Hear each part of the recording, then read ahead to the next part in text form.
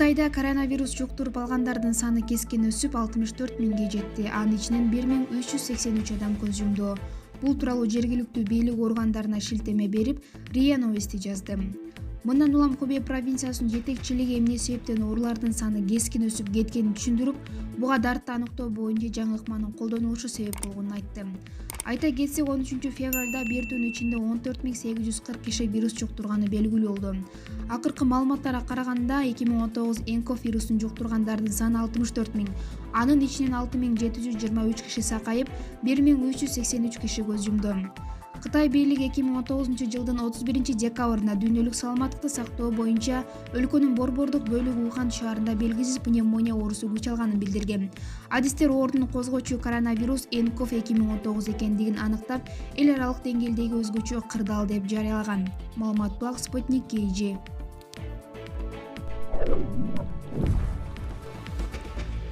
Бишкекте 37 жаштагы аял үчем төрөдү. Ымыркайлардын 3-өө тең кыз. Буга чейин өкмөт үчем төлөгөн үй бүлөгө ар бир бала үчүн 50 миң сомдон берерин жар салган. Бишкектеги эне жана баланы коргоо улуттук борборунда үчем төрөлдү. Бул тууралуу Саламаттык сактоо министрлигинен кабарлашты. Маалыматка караганда 37 жаштагы аял 13 февраль күнү операция жолу менен көз жумган. Ымыркайлардын 3-өө тең кыз дешти министрликтен. Эске салсак, буга чейин өкмөт үчем төлөгөн үй бүлөгө ар бир бала үчүн 50 миң сомдон берилерин жар салган. Маалымат булак Спутник KG. Токио Олимпиадасына лицензия берген күрөш боюнча турнир Кыргызстанда өтүшү мүмкүн. Бул туурасында Кыргыз Республикасынын күрөш федерациясынан билдиришти. Мелдеш 27-29 март күндөрү Кытайдын Сиан шаарында болуш керек эле. Бирок бириккен күрөш дүйнөсү коронавирус тарап жаткандыгына байланыштуу башка жакта уюштуруу чечимин кабыл алган. Ошондон кийин эл аралык спорттук уюм бир катар Азия мамлекеттерине, анын ичинде Кыргызстанда турнирди өткөрүүгө сунуш киргизген. Учурда бириккен күрөш дүйнөсү менен биздин федерация ортосундагы турнирди өткөрүү боюнча сүйлөшүүлөр жүргүзүлүп жатат. Жолу жаккы күндөрү белгилүү болот деп билдиришти улуттук федерациядан. Эл аралык күрөш федерациясынын президенти Ненат Лалович Франс пресс агенттигине берген маегинде, мелдеш башка жерге жылдырылса, Кытайдын спортчулары сөзсүз түрдө карантинди убакыттан өтүп алып келе турганын билдирген. Ири турнирлерден Кыргызстан 2018 жылы күрөш боюнча чоңдор арасындагы Азия чемпионатын өткөргөн. Маалымат булак Спутник KG. Кытайда 2000ге жакын дарыгер вируска кабылган. Кытайда 2000дей медицина кызматкери НКОВ 2019 вирусуна кабылган. Бул тууралуу өлкөнүн саламаттык сактоо комитетинин башкы орун басары Сизен Инцен маалымдады. Андан сырткары убагында бейтаптарды дарылаган учурда вирус жұктурган 6 кызматкер каза болду. Кытай бийлигинин 11 февралдагы маалыматы боюнча НКОВ 2019 коронавируска кабылган медицина кызматкерлеринин саны 1716 түзгөн. Жергиликтүү оорукана дарыгерлери менен медайымдардын коопсуздугун сактоо үчүн коргоочу каражаттар жетпей жаткандыгын бир нече ирет айтышкан. 14 февралга карата коронавирустан каза болгондордун жалпы саны 1382 адам түздү. Ал эми вирусту жұктургандар 63946га жетти. 6814 бейтап айыгып ооруканадан чыгарылган.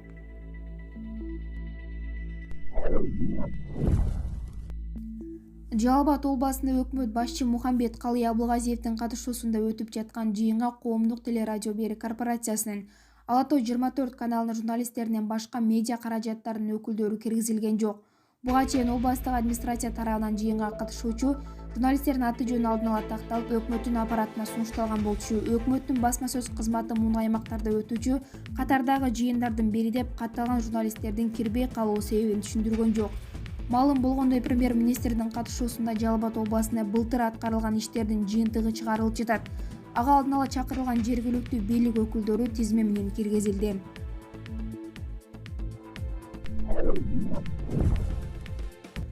Тажылуу вирус илдетинин жаңы түрү менен жер шарынын калкынын 3/2 бөлүгү оорушу мүмкүн. Мындай болжолдук маалыматты бүткүл дүйнөлүк саламаттыкты сактоо уюмунун кеңешчиси Айрыл Оджин маалымдаганын дүйнөлүк басмалар жазууда.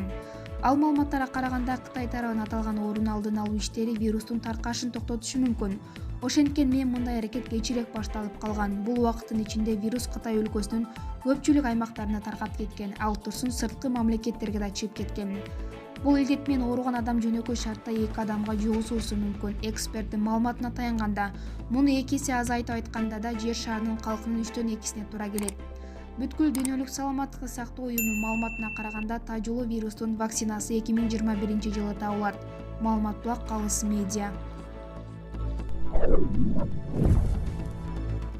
Карантинден качып кеткен аял соттолуба. Санкт-Петербургдун Петроград райондук соту мажбурлап жаткырылган Илананын ооруканадан качып кеткен ишинен соттогу отурумун 17 февралга пландаштырылды. Бул тууралуу Невские новости басылмасы билдирди. Маалыматка ылайык, арызды Санкт-Петербургдун башкы санитардык дарыгери жазган. Илна январь айынын аягында Петербургга Кытайдан учуп келген. Бир нече күндөн кийин ал өзүн жаман сезип дарыгерге кайрылган. Алар аны 14 күнгө карантинге жөнөтүшкөн. Коронавирус оорусу чалдыкпагандыктан бул чечимди анын эркиндик укугун бузду деп санап, бир нече күндөн кийин качып кеткен. Ньюс басылмасы билдиргендей, Санкт-Петербургдун башкы санитардык дарыгери сотко арыз жазган. Ал качып кеткен бейтаптуу күч менен ооруканага кайтарууну талап кылды. Маалымат булак Назар Ньюс KG. Кытайда канализациядан чогултулган майды тамакка колдонууга тыюу салды. Кытайда кафе, ресторан жана тойконаларда канализациялык электрондон тамак майын чогултуп, ага кайра тамак жасап элге сунуштаган ишкерлер өлүм жазасына тартыла турган болду. Кытайдын элдик соту жакын арада бир нече жеке ишкерге ушундай өкүмдү чыгарууга документ камдап жаткандыгы маалым болду. Аталган өлкөдө элдик канализациядан чогултулган майдан экинчи жолу тамак аш жасоо көнүмүш эле адат.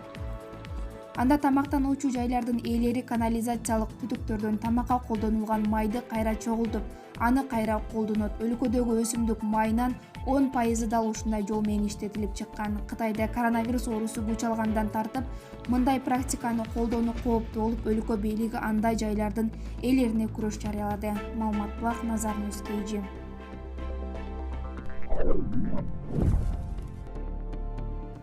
Антарктиканын тарыхында биринчи жолу абанын температурасы 20 градуска көтөрүлдү. Бул тууралуу The Guardian басылмасы жазды.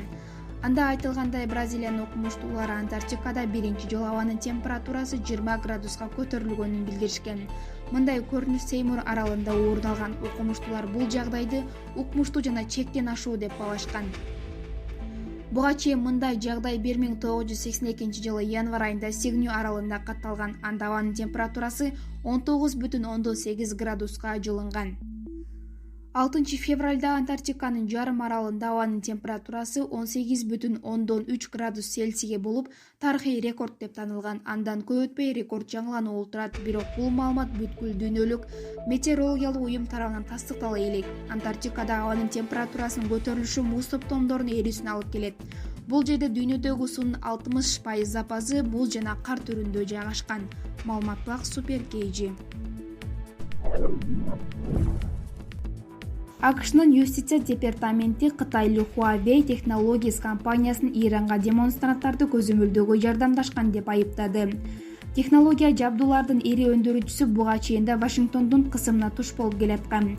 13 февралда коюлган айыпта Huawei америкалык 6 технология компаниядан соода сырларын урдап алууга жана уюшкан кылмыштуу топторго каршы мыйзамды бузууга аракеттенгени айтылат. Прокурорлордун баамында компания Ирандын бийлигин былтыр чек аранда өкмөткө каршы акцияларга катышкандарды көзөмөлдөй турган камералар менен камсыз кылган. Бензиндин баасын көтөрүү планы жарыяганда Ирандын 100дөн ашуун шаарында наразычылык акциялары башталып, айрым жерлерде зомбулук адам өлүмүнө коштолгон.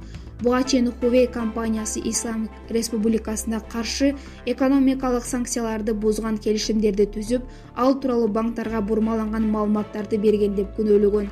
Компания дооматтары негизсиз деп атады. Кытайдын тышкы иштер министрлиги АКШны кытайлык ишканага каршы жүйөсүз кысымды тезинен токтотууга чакырды. Маалымат булак Азаттык.